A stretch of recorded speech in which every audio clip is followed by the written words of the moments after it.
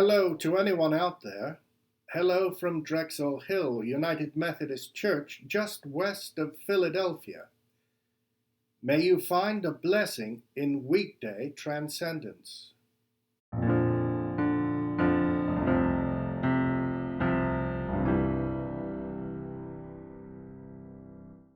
And the Word became flesh and lived among us, and we have seen his glory, the glory of a Father's only Son, full of grace and truth.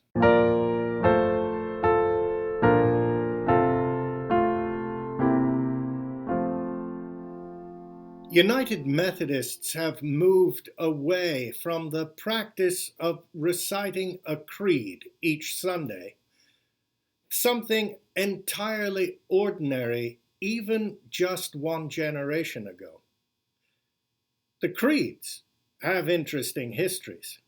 The Council of Nicaea took place in the year 325. It was the first of the great ecumenical councils where bishops and representatives of bishops and assistants from churches across the world, both East and West, gathered to clarify and to formalize key doctrines of the Church. I was contemplating this because, well, if you observe that today the Christian faith comes in a bewildering variety, then you might be intrigued to learn that this is not a recent development. These people in Nicaea did not even agree on what books and letters or gospels belonged in the Bible. Still, they came together and they worked to find agreement on what held them together. Now, that would be a profitable exercise for us today, whether in congregations or communities or nations. The Nicene Council was held in the presence of Constantine the Great, the first Christian Roman emperor. His presence, prestige, and power helped to ensure that the outcome of the council had a lasting impact on Christian faith and practice. This was not an easy agenda. The Council of Nicaea wrestled with and set out its understanding of the divinity of Jesus, the second person of the Godhead. Even if you've never heard of the Council of Nicaea, you've benefited from it because maybe you've read and reflected upon the words of the Nicene Creed, or, more appropriate to our season coming up here now, if you've ever sung the second verse of the Christmas carol, O Come, All Ye Faithful. True God of true God, light of light eternal, lo, he shuns not the Virgin's womb. Son of the Father, begotten and not created.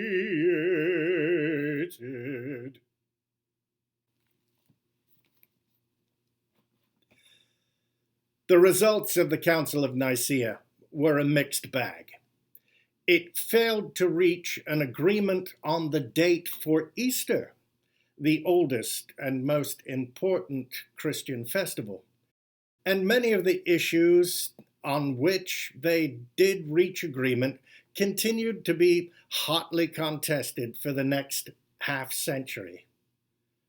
Still, Nicaea brought people together to seek common ground in the face of profound disagreement. That is not the project of lazy or half-hearted people. Focused and determined, Nicaea proved in the long run to be successful. And also, I hope, a blessed challenge to us in our day, when so much time is spent in zany attempts at conversion over social media. When do we come together and profoundly share what keeps us together? God of us all, your Spirit gives us grace and courage to seek common ground amid profound disagreement.